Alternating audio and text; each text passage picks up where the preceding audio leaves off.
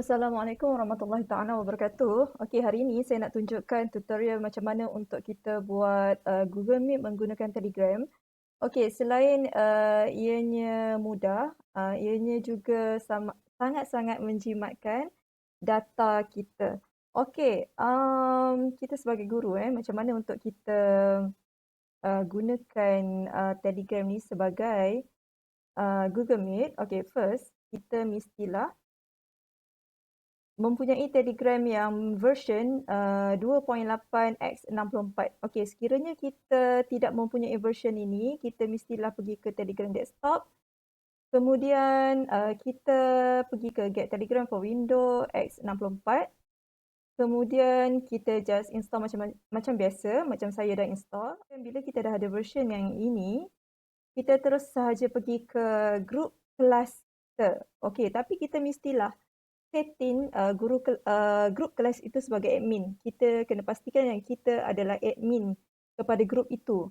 Okey, kemudian nampak tak dekat kawasan sini? Ini adalah ikon untuk kita buat Google Meet tersebut. Okey, kemudian sekarang ni dalam grup ni hanya ada saya dan suami saya sahaja. Okey, saya nak tunjuk contoh. Okey, caranya adalah kita klik di bahagian ini. Kemudian kita create. Kita klik create. Okey, kemudian kita invite member. Okey. Dan kita mestilah klik dekat bahagian video ni. Kemudian member tu dia akan buka lah grup tersebut.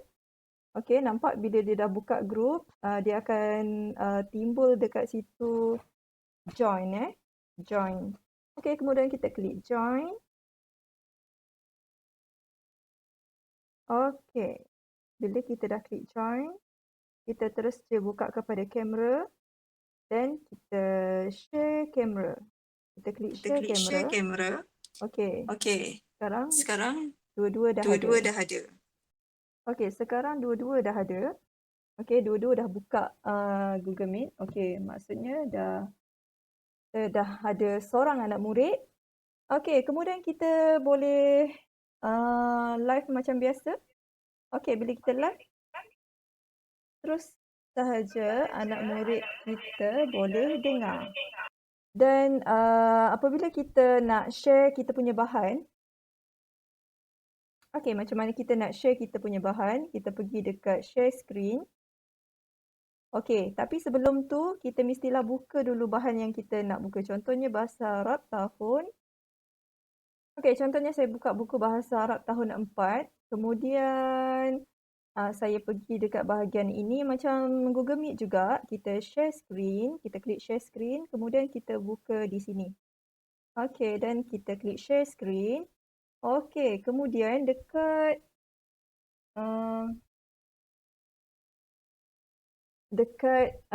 anak murid kita pun akan nampak seperti ini Dekat anak murid kita pun akan nampak skrin kita. Okey.